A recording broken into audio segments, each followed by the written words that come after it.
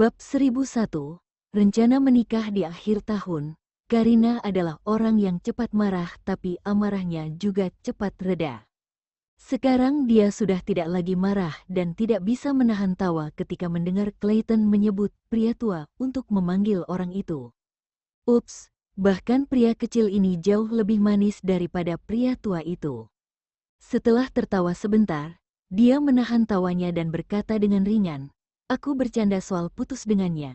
Tapi dia malah setuju. Hah? Clayton, untuk sesaat tidak tahu harus bicara apa.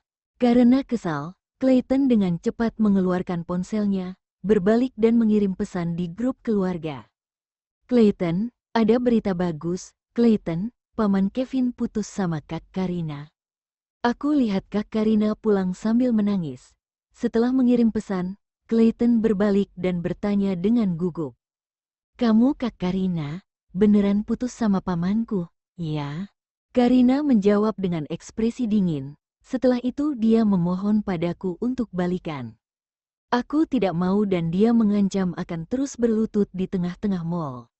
Setelah mendengar kata-katanya, Clayton berkata dalam hati, kalau pamanku memohon untuk balikan dengannya, tapi kenapa mata Kak Karina merah? Wah, ini sangat meragukan dan lebih baik aku simpan di dalam hati. "Kak Karina, kenapa kamu cepat banget baikan sama paman? Harusnya kamu gantung dia selama beberapa hari, supaya dia sedih, insomnia dan frustasi karena cinta. Kalau gitu paman jadi tahu harus menghargaimu ketika dia kehilangan kamu. Ketika saatnya tiba, kamu akan bersikap arogan dan berjanji untuk balikan dengannya." Hahaha, Karina sekali lagi dibuat tertawa oleh pria kecil ini. Kalau Kevin mendengar ini mungkin dia akan meragukan kalau Clayton benar keponakannya atau tidak. Di dapur, Kevin teringat akan 2 kotak bento yang Karina tamu di meja ruang tamu dan berpikir untuk membawanya ke dapur untuk dicuci. Tapi begitu dia keluar, dia mendengar perkataan Clayton. "Clayton, mau mati?" Clayton ketakutan dan menjelaskan dengan sedikit menyesal. "Paman, katanya kamu minta aku untuk bujuk Kak Karina supaya dia senang? Nih lihat, aku lagi bujuk dia dan Kak Karina tersenyum bahagia sekarang." "Jangan katakan hal buruk tentangku," Kevin mengingatkannya dengan serius. "Aku suka dan merasa bahagia kalau Clayton bicara buruk tentangmu," kata Karina. "Uhuk," Kevin tersedak dan berkata dengan pelan, "Gak apa-apa deh kalau gitu." Clayton berkata dalam hati, dasar." Kevin membungkuk untuk mengambil kontak bento, memberi Clayton tatapan dingin dan menyuruhnya untuk hati-hati ketika berbicara dan jangan membuat masalah. Pada akhirnya dia mengusap rambut pria kecil itu. "Clayton, sebelumnya paman tidak sadar kalau rambut hitam kamu ini lembut banget." "Clayton, ancaman." Dia pasti sedang mengancam. Ketika Kevin kembali ke dapur, Clayton berani berbicara dengan tatapan dan nada yang serius. "Paman itu seram banget. Kak Karina, kalau kamu pacaran sama paman, kamu berani menghilangkan bahaya untuk orang lain.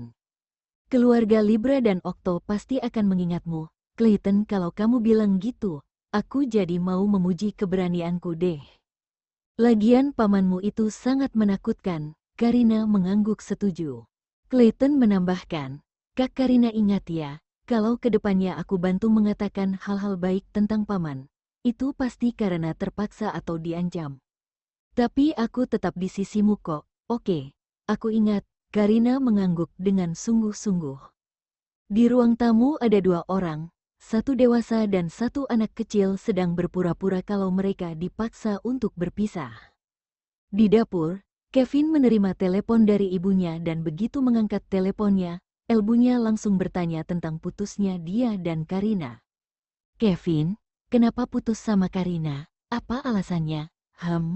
Kenapa putus?" Satu pertanyaan disebut beberapa kali, yang menunjukkan betapa cemas dan gugupnya Ibu Libra. "Bu, siapa yang kasih tahu kamu aku putus sama Karina?" Kevin sedikit bingung. Clayton bilang di grup keluarga dan dia juga bilang kalau Karina pulang sambil nangis. "Kamu dulu yang jatuh cinta padanya. Sudah berapa lama sih? Terus kenapa putus?" Ibu Libra agak marah. Kevin benar-benar ingin menangkap iblis kecil itu dan memukulinya. Aku tidak putus sama Karina.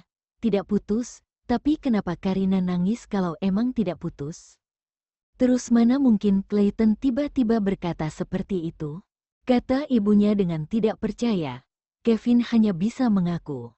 Tadi bercanda tentang putus, tapi sudah baikan lagi kok. Dia tidak mengatakan siapa yang bercanda karena berpikir itu tidak perlu. Elbunya menasihatinya, mana mungkin bercanda tentang putus? Kali ini Karina mau baikan denganmu, tapi kalau lain kali kamu canda kayak gitu lagi, mungkin dia tidak akan mau balikan. Tidak ada lain kali. Kevin benar-benar tidak ingin membahas topik ini lagi karena akan membuatnya teringat saat Karina menangis sedih dan membuatnya merasa tidak nyaman.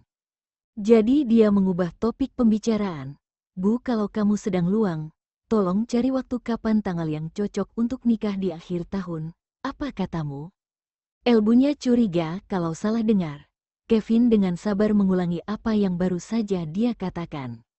Setelah mendengarnya, Ibu Libra langsung lupa dengan topik perpisahan mereka dan akan mematikan telepon untuk mencari tanggal yang cocok untuk menikah. Kemudian akan menelponnya lagi setelah menemukan tanggal. Begitu panggilannya berakhir, Kina meneleponnya. Tanpa menunggu Kina berbicara, Kevin berkata, "Nana, aku dan Karina sudah baikan dan berencana untuk nikah di akhir tahun ini." Kina terkejut selama beberapa detik, menenangkan diri dan bertanya, "Emang kamu sudah kasih tahu Karina tentang rencanamu untuk nikah di akhir tahun ini?" "Kevin, ternyata kamu kasih tahu pernikahan di akhir tahun secara sepihak. Emangnya kamu mau nikah sendiri?" Kina mendengarnya hanya diam dan tahu bahwa rencana untuk menikah belum dibahas dengan Karina. Pria ini sudah berusia 30-an tapi masih gegabah seperti pria muda di awal 20-an. Tapi gegabah juga baik untuk pria seperti Kevin. Itu berarti dia sangat menyukai Karina dan tidak bisa menahan perasaannya. "Aku akan bicara dengannya dan akan nikah dengannya akhir tahun ini," Kevin berkata dengan tegas. "Kalau gitu aku harap lamaranmu sukses. Aku akan tunggu pernikahanmu dan Karina di akhir tahun. Kalau tidak tahu soal sesuatu, jangan ragu untuk tanya padaku." Kina merasa bahagia untuknya dan mendoakannya. Akhirnya Kevin akan menikah. "Oke, makasih." Kevin ingat bahwa iblis kecil ini bilang kalau melamar itu tidak boleh asal-asalan.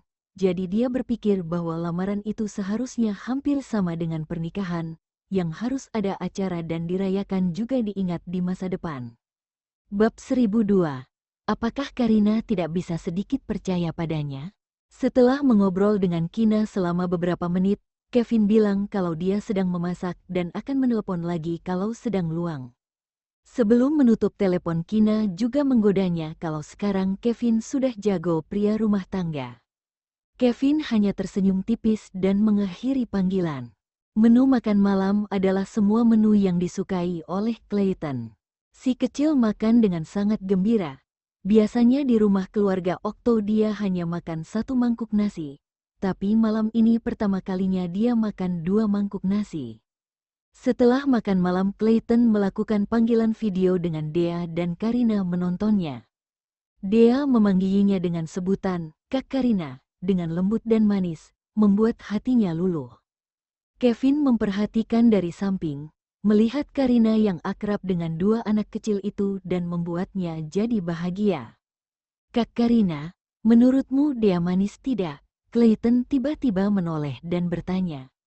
"Iya, dia manis dan imut, dia juga terlihat sangat cantik, rasanya aku jadi mau culik Dea." Karina bercanda sambil tersenyum. Anak-anak dari keluarga Okto punya kepribadian yang baik dan wajah yang menarik. Mereka lembut dan tidak pemarah, juga sangat menyenangkan. Sejujurnya Karina dulu merasa tidak nyaman dengan anak-anak dan tidak menyukai mereka, tapi tidak juga membenci. Tapi setelah mengenal anak-anak dari keluarga Okto, dia merasa kalau anak kecil itu sangat lucu dan menyenangkan. "Kak Karina, kamu itu cantik banget dan lembut. Pasti anakmu dan paman akan lebih manis dari Dea." Clayton mengedipkan matanya dengan wajahnya yang polos, memiringkan kepala dan bertanya, "Kak Karina, kurang dari 10 bulan Momi bisa kasih aku adik. Gimana dengan Kak Karina? Butuh waktu berapa lama sampai bisa kasih aku adik sepupu yang lucu? Karina terdiam selama beberapa saat, pertanyaan ini membuatnya lengah. Di ujung lain kamera, Dea mendengar kata-kata ini dan marah, lalu berteriak dengan suaranya yang lucu, "Kak Clayton, Dea yang paling manis. Anak paman tidak akan semanis Dea." "Iya, Dea yang paling manis." Clayton buru-buru menoleh untuk membujuk adik perempuannya. Karina menghindari pertanyaan Clayton dan berkata sambil tersenyum, "Hahaha, Dea pintar banget ya. Pamanmu emang tidak bisa melahirkan anak yang lebih manis dari Dea." "Kevin, apakah Karina tidak bisa sedikit percaya padanya?" Karina tidak menjawab pertanyaan Clayton dan terus mengobrol dengan Dea. Dia juga memberitahu Dea kalau besok pamannya akan membuat makan siang untuk mereka. Karina juga bilang kalau kotak bentonya sangat lucu sehingga membuat Dea menantikannya. Setelah beberapa saat Clayton juga bilang kalau dia beli banyak snack untuk Dea dan menaruhnya di kamar. Lalu dia berlari ke kamar dengan ponselnya. Di ruang tamu, hanya tersisa Kevin dan Karina. Kevin berbicara perlahan dan berterus terang, "Kamu bilang kita tidak bisa punya bayi yang manis." "Karina, dia kan cuma mengatakan yang sebenarnya, punya 2 anak yang pintar, imut, cantik dan tampan seperti anak keluarga Okto. Memangnya Kevin bisa melahirkan?" Jadi tidak salah jika dia bilang Kevin tidak bisa melahirkan anak yang cantik dan tampan. Saat melihatnya hanya diam saja, Kevin mendesaknya, Karina berdiri dari sofa dan berlari ke kamar sambil berteriak menghinanya, "Ya. Kevin, kamu itu pria tua kaku dan dingin. Kamu itu jarang tersenyum dan jarang bicara. Kalau punya anak, nanti bayimu akan mewarisi kekuranganmu dan tidak lucu." Lalu dia berlari setelah mengatakan itu. Tapi ketika berlari ke arah pintu dan dengan cepat membuka pintu untuk bersembunyi di kamar, Kevin sudah ada di belakangnya, melingkarkan iengannya di perut Karina, berbalik dan membawa ke kamarnya. Dada Kevin menempel di punggungnya, menundukkan kepala untuk berbisik di telinganya. Nadanya agak menggoda dan berbahaya, "Kamu bahkan belum coba. Gimana caranya kamu tahu kalau bayi kita tidak akan semanis Dea?" "Mencoba?" Karina terkejut. "Apakah wajar mencoba-coba tentang memiliki bayi?" Karina berkata, "Tidak perlu coba juga aku sudah tahu kalau tidak akan lucu. Pria seperti tuan muda kedua yang kaku, dingin, menyebalkan dan lebih buruk dariku aja bisa punya anak yang tampan banget kayak Clayton. Jadi bayi kita pasti lebih ganteng dari Clayton." Kevin berkata dengan sangat yakin dan percaya diri. "Ezra, kenapa pria ini tiba-tiba membahasnya dan menghinanya?" "Tidak, jangan." Karina menoleh dengan suara gemetar. "Karina," nada bicara Kevin tiba-tiba melunak. Bagian dada Kevin sangat menempel di punggung Karina dan bahkan melalui pakaiannya, Karina bisa merasakan suhu tubuhnya dan detak jantungnya yang kencang. Karina menegang, berbicara dengan suara pelan dan gemetar, "Kamu cepat katakan yang mau kamu bilang." "Aku bilang pada ibuku kalau kita akan nikah akhir tahun, gimana menurutmu?" Kevin berbisik di telinganya, suaranya menggoda dan sangat seksi. Mungkin karena Kevin sudah terkena obat setiap hari sehingga napas yang dia keluarkan juga terasa seperti bau obat yang ringan dan nyaman. Tapi sangat berbeda dengan bau obat dokter biasanya, bisikannya juga sangat memikat sehingga Karina tidak bisa berpikir. Dia menggelengkan kepalanya dengan ringan, "Aku tidak tahu." "Kalau gitu, apakah kamu mau menikah denganku?" Kevin bertanya lagi dengan suara rendah. "Aku belum mikirin itu. Ini terlalu cepat. Kita baru pacaran dan kurasa itu sudah cukup untuk saat ini." Karina memberitahu apa yang dia pikirkan di dalam hati. "Ternyata kamu memikirkannya ya." Kevin menggigit leher putihnya dengan lembut. "Sebelumnya aku tidak mikir gitu, tapi mulai sekarang aku akan memikirkannya. Coba bayangkan di masa depan kamu tinggal bersamaku, gimana? Atau di masa depan kamu tidak mau nikah dan berencana untuk putus denganku nanti?" Saat membicarakan kata putus, membuat Karina teringat apa yang terjadi di sore hari, tidak bisa menahan rasa sedihnya sehingga matanya memerah, dan menyangkal dengan sedikit tersedak, tidak.